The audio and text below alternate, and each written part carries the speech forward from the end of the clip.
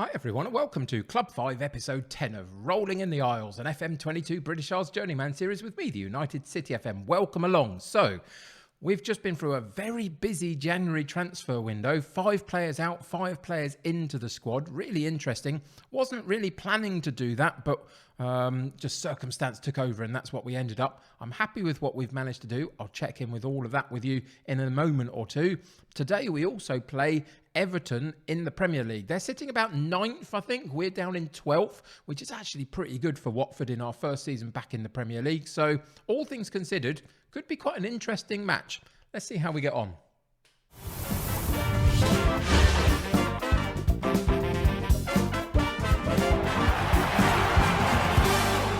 Welcome back to Watford. So yeah, we're in early February of our first season back in the Premier League. We're currently in 2030, so you can see that we're quite deep into the game because we've been through various clubs in various British Isles countries to get here. But now we're in the Premier League. It's a very interesting landscape. If we look very briefly through the Premier League itself, you'll see Leicester sitting top, Arsenal in second, Chelsea and Brighton make up the top 4, City, Newcastle, Wolves make up the next 3 in the top 7. So the likes of Liverpool, Everton, Man United, who else is down there? Tottenham right down in 16th position. The landscape of the Premier League seems to have changed quite considerably over the last sort of 8 seasons or so that we've been elsewhere. So it's an interesting place to be right now. We're sitting in 12th. We're predicted anywhere between about 14th and 16th. So we're ahead of that schedule. January has actually been very, very good to us in terms of results. And it was pre-January and those results that led me to do what I did in the transfer market. If we go very briefly and look into those results, just before December ended, we had a loss against Liverpool, we had a loss against Brighton, a loss against Everton, a loss against Man City. Tough teams, some of them higher up in the table and doing very well, but ultimately also some big name teams there as well. But we didn't play well. We looked like we were steadily just sliding off a form that was keeping us up in that sort of 12th area of the table. We were beginning to push at one point to get into the top 10, and that has just fallen away. So when we got into January, I decided that I needed to change a little bit. I needed to reinvigorate the squad just a bit and do something to try and keep us roughly where we were. So I made some tricky decisions about who stayed and who went, and we had a busy transfer market in the end. So let's go and check out all of those new players.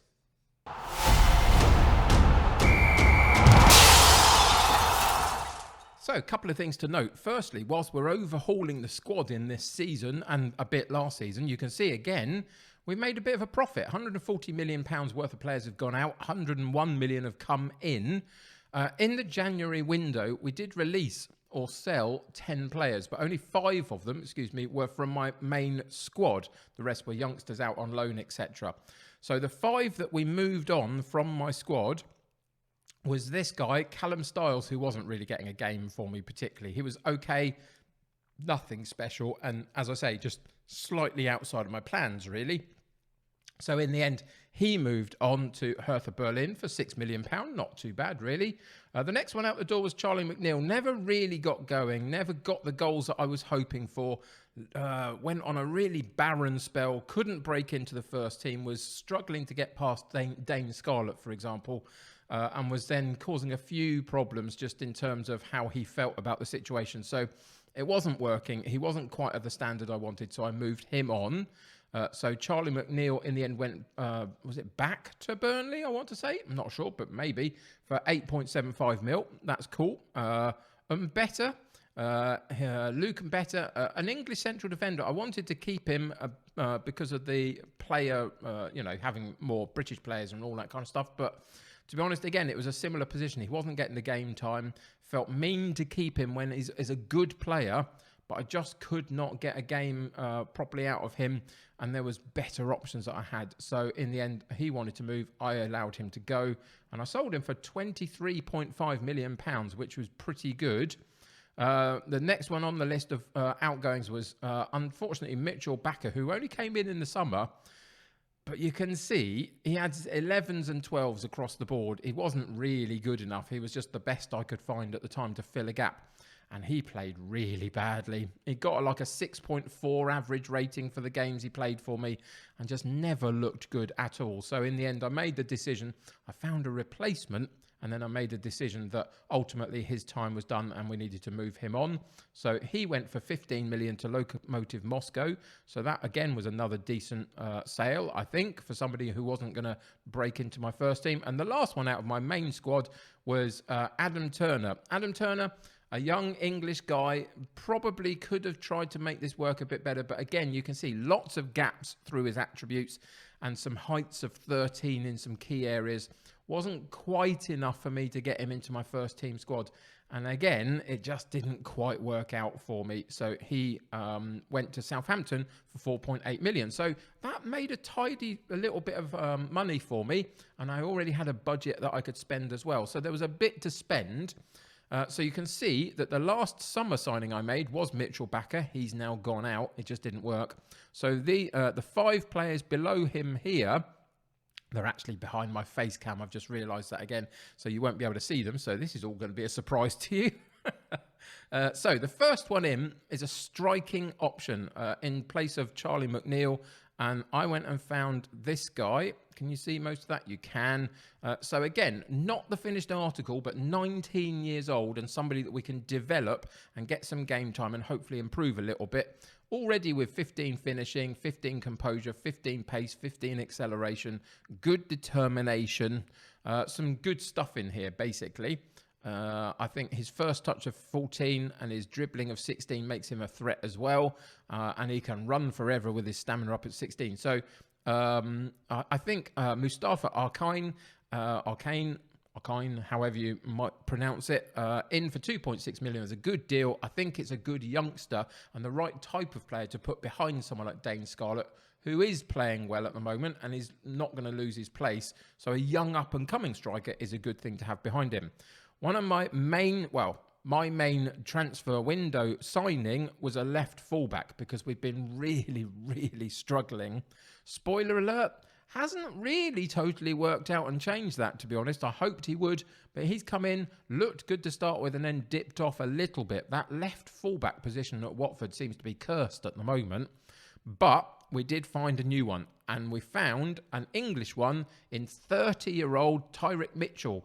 IRL starts at Crystal Palace, of course, and he's playing very well for Crystal Palace this season as we speak, IRL. But he's moved about a bit.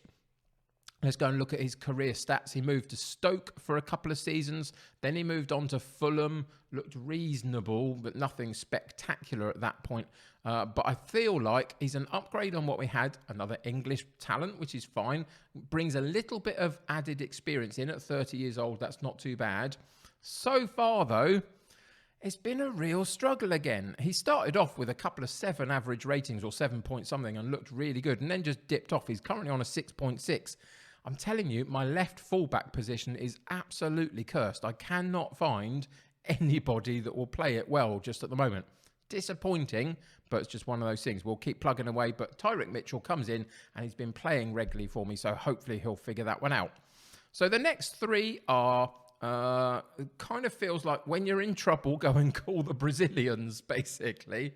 We've got a player in on loan. We've got 2 that have come in on permanent deals. So let's run through these. There's 2 central midfielders and a defender here to cover what we let go out of the club. 23-year-old Gerlin Carlos, central defensive midfield player, comes in and holds that position for me. And he's on loan from Porto.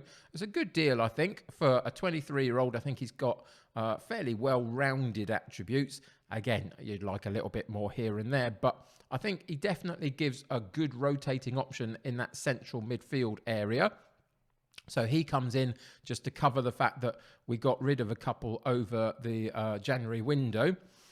So the next one in, I'm reasonably excited about this guy. I think that at 22 years old, Lucello, another central defensive midfield player that can come in and hold a position in my midfield. I think whilst I would agree that there are some gaps in the technicals, in the upper part of these technicals, I think across the board, everywhere else, he does a pretty good job. And I think at 22, there's still a little bit of room for improvement here.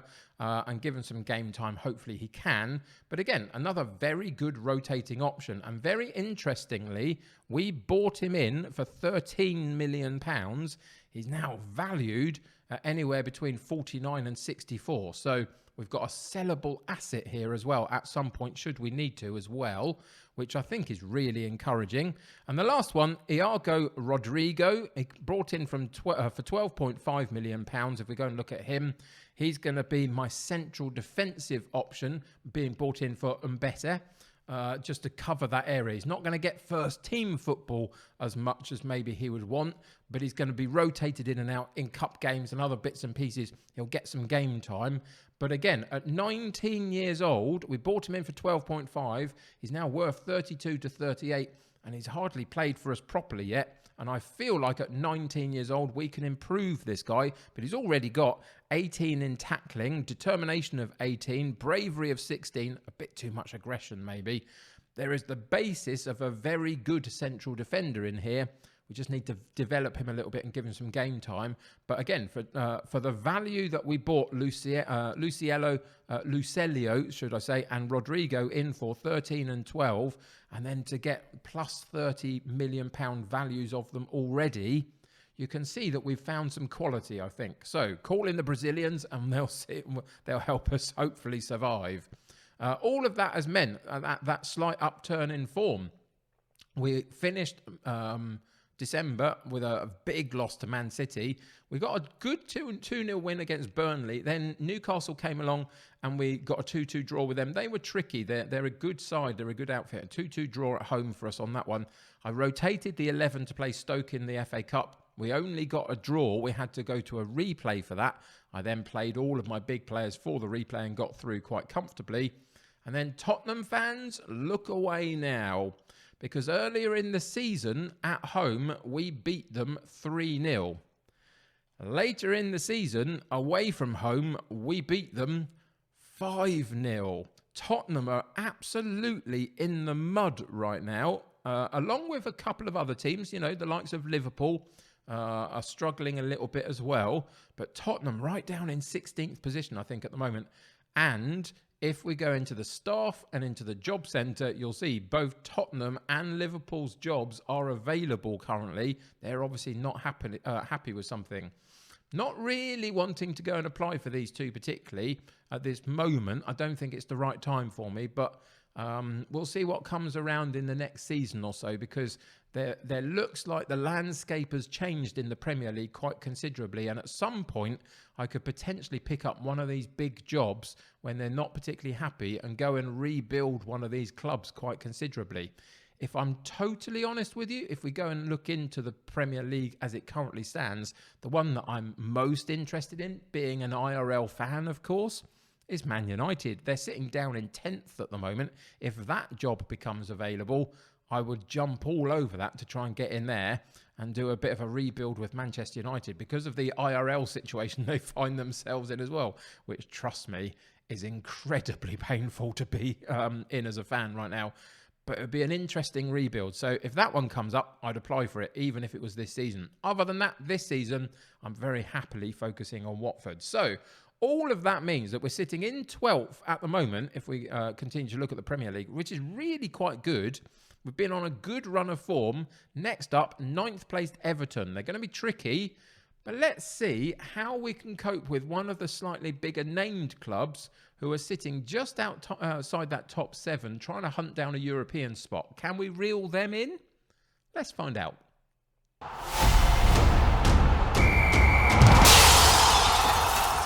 So, having rotated recently in cup competitions and also, to be honest, bought in some fresh new players that have come in perfectly fit and healthy into the club, we've got no major concerns. The only player missing from today's squad is Arkine. He's away with Morocco at the moment, has been for a little while, and he'll be back in the next few days. So it'll be good to add him back into the squad because we really haven't seen much of him yet so far because he's been away with Morocco for most of January.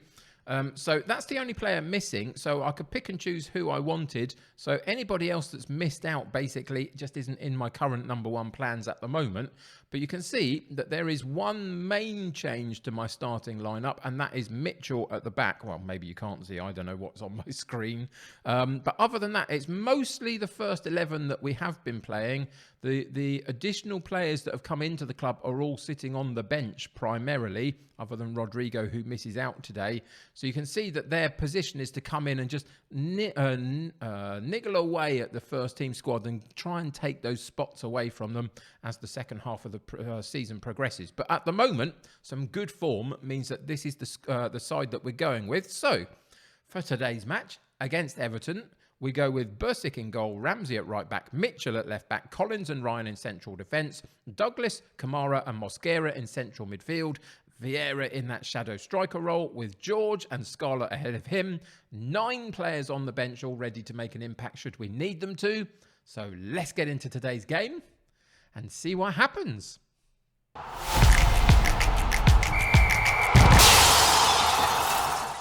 So against a team like Everton, a big name in the English Premier League, but sitting mid-table, it's one of those real weird games where they could show up and dominate us. They could also show up and we could cause them all sorts of problems. So we're going sort of middle of the ground, really. So hands on hips as a gesture, and then we've got nothing to lose. We know how good we are. Let's go and show everybody what we're made of, and basically, and see what that does for us in terms of a performance.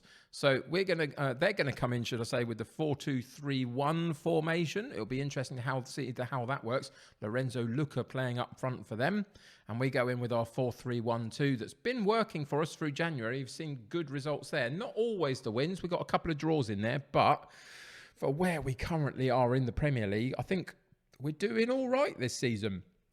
And we're powering towards that sort of anywhere between 38 and 40 points is roughly what the suggestion is that you need to stay in the Premier League in terms of avoiding relegation.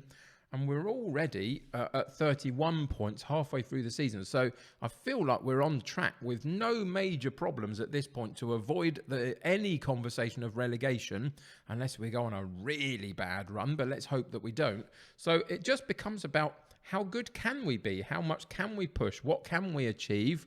Whilst understanding that on any given day, somebody like Everton could potentially come along and cause us all sorts of problems. And it's their highlight, 17 minutes in. We've got a defensive shape that's working hard to try and keep the ball away from our goal and work hard to take it. But they have managed to get through the lines, and they do get a good shot at goal, but it does go out for a goal kick. We see the goal kick and we work off the goal kick brilliantly. Scarlett through on goal and he puts it narrowly wide. Really unfortunate from him. A really good run through. Good ball to find him on the run. And he just tried to hook the ball round the keeper and into the far corner, and it just missed by inches, it looked like. So a couple of shots for each team, but not too many on target just at the moment. Everton have dominated possession. We might need to redress that as our time in the Premier League goes along a bit. It's okay for us to sort of have a slightly more direct style here and there, but we might need to work a little bit on building a tactic that can hold the ball just a little bit better than we currently do. But again, they have a long-range shot. Again, it goes wide. The goalkeeper was across covering all his angles and saw it go wide with no major problems. And we get to half-time at 0-0. It hasn't been the most spectacular of games. I mean, they've got a 1.1 XG rating, the expected goals from the chances they created. Ours is a 0.7. So you can see they're ahead of us on that one. They've had basically double the shots that we've had, but we've only both had 2 on target each. So quality in front of goal has not been particularly strong so far. So let's see what we can do about that. Let's pump the fists at this point because I feel like the game is there for us. Let's go. We owe Everton what happened in the last match. I can't remember what happened in the last match, but okay, we owe them. So let's go and do something to pay that back. And it's an early highlight off kickoff in this second half. It was our kickoff, but Everton have won the ball back and got it back to their goalkeeper. Can we find a way to maybe get them to send it long and win the ball defensively, or are they going to work through the lines? They've done it very nicely so far. They're going to get a chance here, which is disappointing. There's a highlight at the beginning of the game for a reason. That was a slightly interesting decision there, but they keep moving forward again. They get to the byline, cross it in, and that's the reason for the highlight in the very early stages of the second half.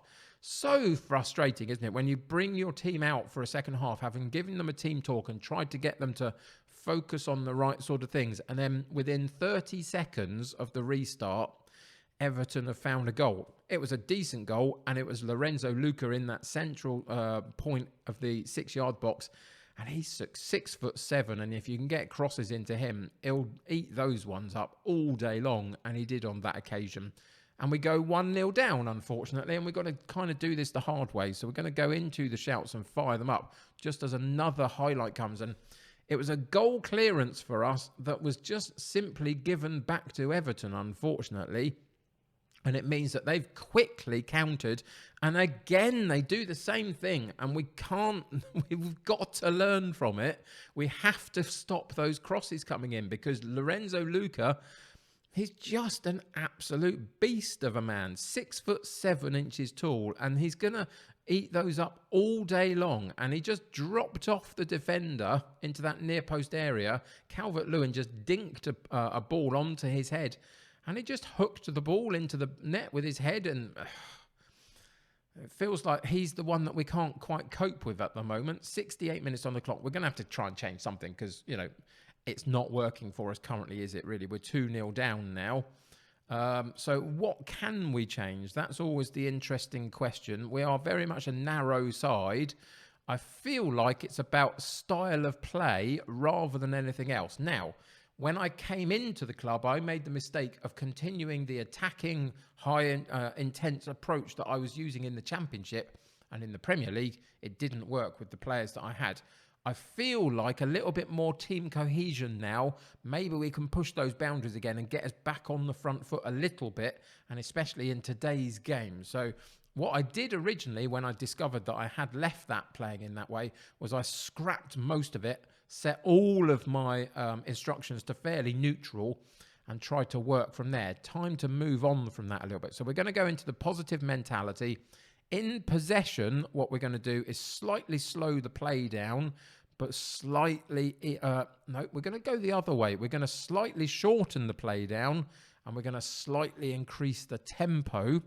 We're going to reduce the attacking width just a little bit, make ourselves more narrow and harder to beat if we lose the ball. And we're going to dribble less. We're going to try and make that ball do the work for us. So those are the changes there that we're going to make.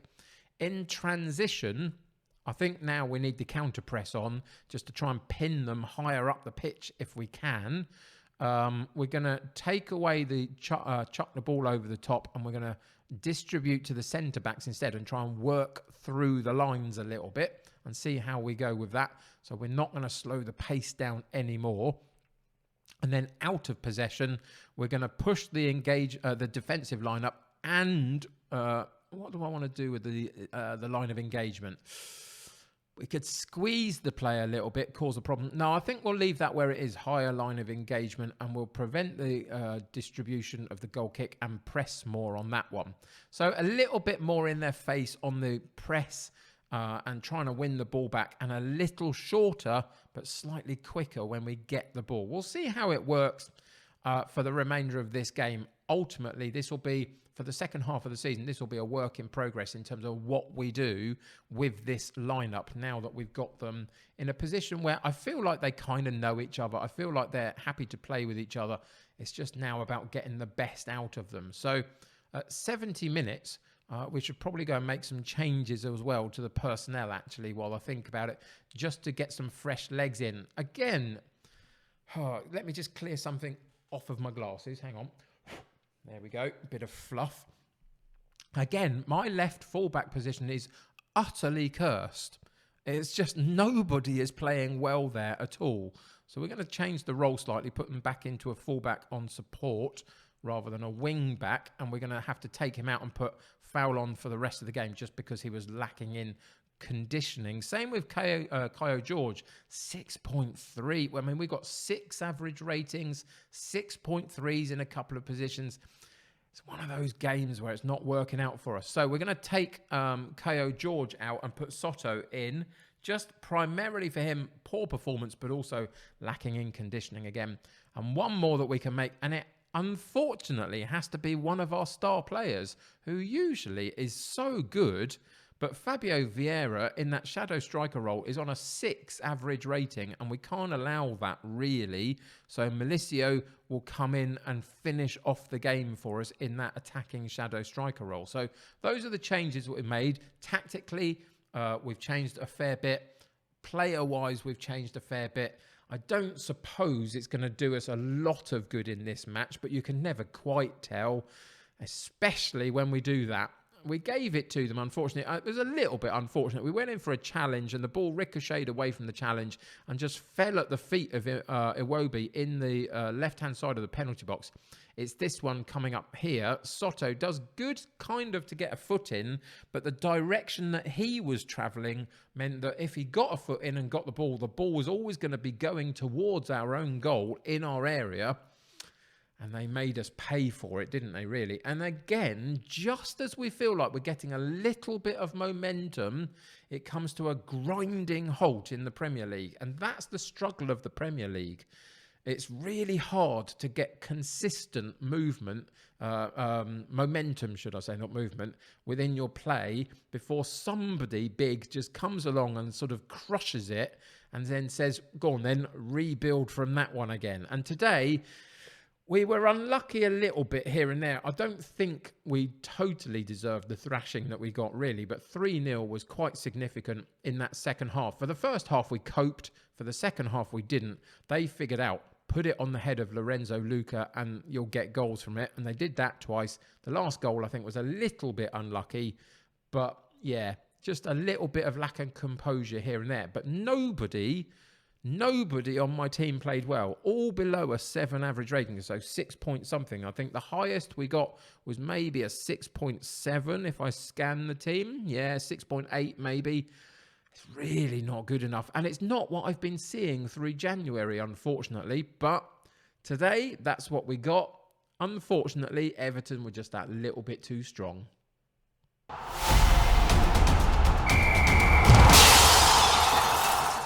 So, most teams having played their 24th match before we did meant that we don't lose ground on anybody particularly on this occasion. I mean, in theory, it would have been nice to get a couple of those 3 points just to connect ourselves a little bit more to the sort of 9th through 10th kind of 8th through 10th kind of position in the Premier League, but it wasn't to be on this occasion. So we do sit still in 12th position. We've got a couple of point gap over Southampton below us. We've got a 4 point gap to West Ham above us. So it looks like we're finding our place in the Premier League in and around that kind of area. We've got some tricky games coming up though, because it's the Premier League, etc. And there's always tricky games coming up. But we've got Liverpool in the next round of the FA Cup. That's going to be hard. And then Southampton and Leicester. If we go back to the league, you'll remember that Leicester are sitting top currently, which is pretty spectacular. Interestingly enough, if we go to the season preview, Southampton were predicted second. And they haven't found themselves in second so far. They're down in 13th position. So they are struggling more than what the predictions thought they would. This is a really interesting Premier League this season round. There's so many differences to the clubs that are there.